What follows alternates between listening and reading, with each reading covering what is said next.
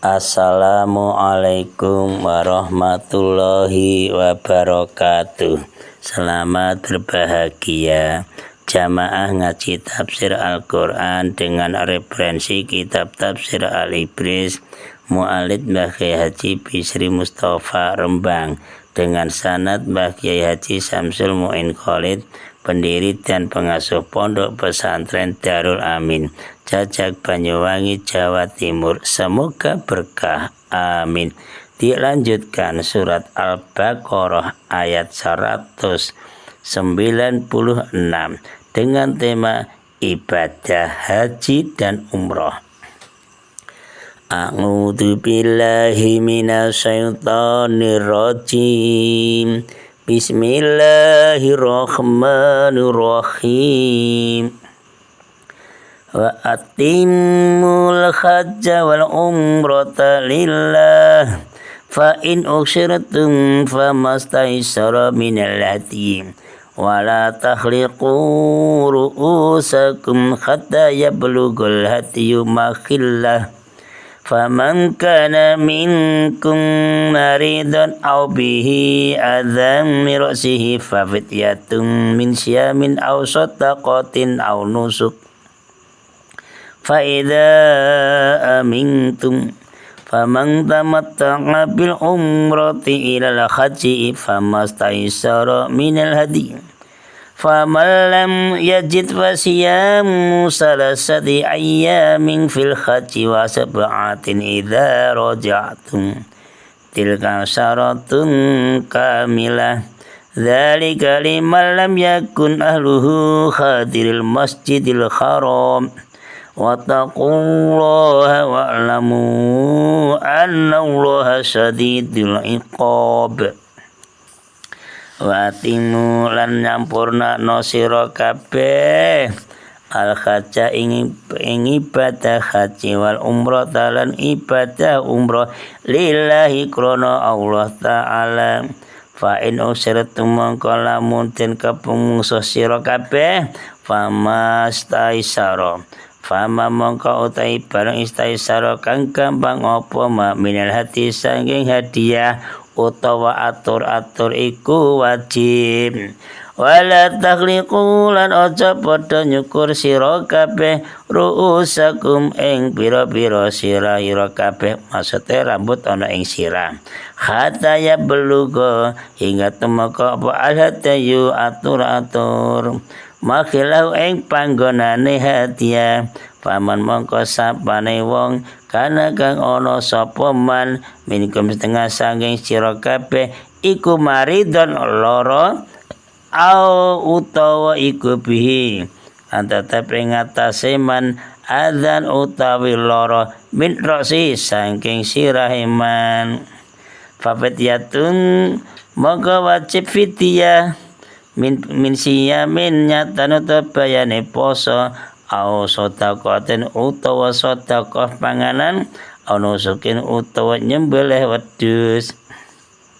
Fa idza amintum mongko tatkalane aman sira kabeh faman mongko sapane wong tamata kang seneng-seneng sapa man bil umrati kalawan ibadah umrah ilal haji temeka marang ibadah haji famastaisara mongko utawi manehake barang kang gampang minal hati saking atur-atur iku wajib. Faman mangka sapane wong lam yajid kang ora tinemu sapa man fasiyamu mongko iku wajib. Fasiyamu salasati ayamin mongko iku wajib ing atase man utawi poso utawi poso 3 dina bil haji ing dalam waktu haji wa sab'atin lan 7 dina idza rajatum tatkalane bertuwa mulih sira kabeh tilka utai mengkomuno jumlahe 3 lan 7 iku asyaratun 10 kamilatun kang sampurna. Dzalika utawi mengkono madkur Likul liman ketumrape wong lam yakun kang ora ana apa luhuk ahline to keluargane man iku hadil masjidil harami pira-pira penduduke masjidil haram wa taqulan wa tiwasira kabeh Allah ing Gusti Allah taala wa lamu lan warasira kabeh Allah ing satune Gusti Allah taala iku sadidul iqab banget seksane. Keterangan surat Al-Baqarah ayat 196 dengan tema ibadah haji dan umroh dengan subtema yaitu perihal ibadah haji, hukum-hukum dan manasiknya. Dalam keterangan ayat 196, ibadah haji adalah rukun Islam yang kelima. Haji mulai diwajibkan bagi umat Islam itu pada tahun ke-6 Hijriah. Sebelumnya Rasulullah SAW pernah beribadah haji sebagai ibadah sunnah. Yang sebelumnya itu. Di samping ibadah haji ada pula ibadah umroh. Kedua-duanya wajib dikerjakan umat Islam kaum muslimin sekali seumur hidup. Jadi seumur hidup diwajibkan 1 kali. Dilanjutkan. Hukumnya itu sunnah. Kalau lebih dari 1 itu hukumnya sunnah. Jadi saya ulang lagi, ibadah haji dan umroh kedua-duanya itu wajib dikerjakan umat Islam sekali seumur hidup. Jadi 1 kali aja. Ibadah haji dan umroh kalau lebih dari sekali bagaimana hukumnya? Hukumnya sunnah. Tapi menurut Imam Malik bin Anas ini berpendapat bahwa kalau ibadah umroh setahun 2 kali hukumnya makruh. Nah, kok sampai 2 kali dimakruhkan? Ini menurut Imam Malik nih. Ibadah haji dan umroh tidak harus segera dikerjakan. Ya, boleh dikerjakan apabila keadaan telah mengizinkan. Yaitu siapa yang mampu mengerjakan ibadah haji dan umrah sebaiknya ia segera menunaikannya. Kalau mampu cepat berangkat. Tempat mengerjakan ibadah haji dan umrah itu hanya di tanah suci Mekah dan sekitarnya. Jadi tidak boleh mengerjakan ibadah haji membuat Ka'bah di negara lain, di kota-kota tertentu tidak boleh. Khusus di kota Mekah. Mereka yang diwajibkan pergi mengerjakan ibadah haji dan umrah ialah mereka atau kita orang Islam kaum muslimin yang dalam keadaan sanggup dan mampu. Yang dimaksud sanggup dan mampu yaitu biaya cukup tersedia, keadaan jasmaniah, kesehatan badan mengizinkan, dan keamanan tidak terganggu, dalam keadaan aman betul. Perbedaan ibadah haji dengan umroh ini memang ada, ialah haji rukunnya itu ada 5, yaitu niat, wukuf, tawaf, sa'i, dan tahalul. Sedangkan umroh rukunnya hanya 4, yaitu niat, tawaf, sa'i, dan tahalul. Jadi di umroh itu tidak ada wukufnya, itu bedanya gitu. Amal-amalan dalam ibadah haji itu ada yang merupakan rukun. Nah, ini amal ibadah haji ada yang merupakan rukun, ada yang wajib dan ada yang sunnah. Ingat, amal-amal yang merupakan rukun ialah jika ada yang ditinggalkan rukunnya itu, maka ibadah haji dan umroh tidak sah. Ingat, saya ulang, amal-amalan dalam ibadah haji ada yang merupakan rukun. Nah, ada yang wajib dan ada yang sunnah. Nah, amal-amal yang merupakan rukun ialah jika ada yang ditinggalkan, maka ibadah haji dan umroh tidak sah. Amal-amal yang wajib ialah jika ada yang ditinggalkan, maka dikenakan denda atau dam, tetapi haji dan umroh tetap sah. Lebih jelas diulang kembali audionya. Amal-amal yang sunnah, jika ada yang ditinggalkan, maka haji dan umroh sah dan tidak dikenakan dam. Di samping itu, ada larangan-larangan bagi orang yang sedang beribadah haji dan umroh. Nah, larangan-larangan itu lazimnya atau biasanya disebut muharramat. Muharramat itu sesuatu yang diharamkan. Barang siapa melanggar muharramat itu dikenakan dam. Dan sedangkan besar kecilnya sepadan dengan besar sekecilnya muharramat yang dilanggar. Besar kecilnya dam itu denda tadi. Bersetubuh atau jima sebelum selesai mengerjakan tawaf ifadah itu membatalkan haji dan umroh.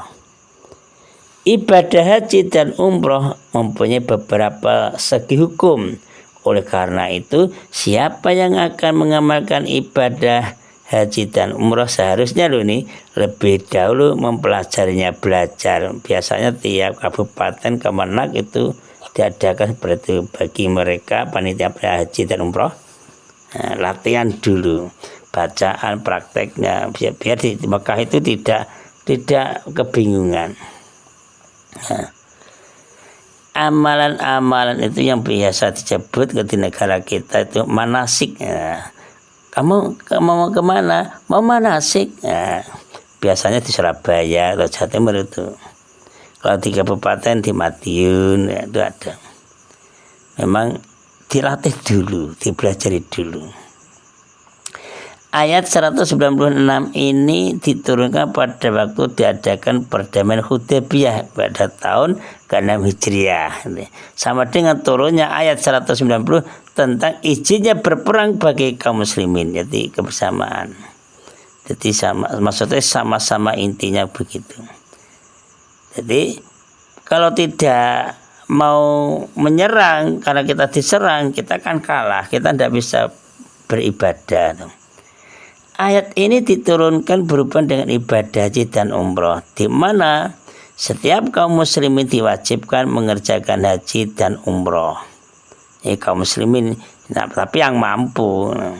Yang dimaksud dengan perintah Allah untuk kata-kata menyempurnakan watimu haja, menyempurnakan haji dan umroh ini maksudnya ialah mengerjakan secara sempurna dan ikhlas karena Allah saja, karena Allah.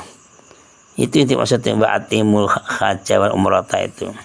Ada kemungkinan seseorang yang sudah berniat haji dan umroh itu terhalang oleh bermacam-macam halangan di dalam menyempurnakan.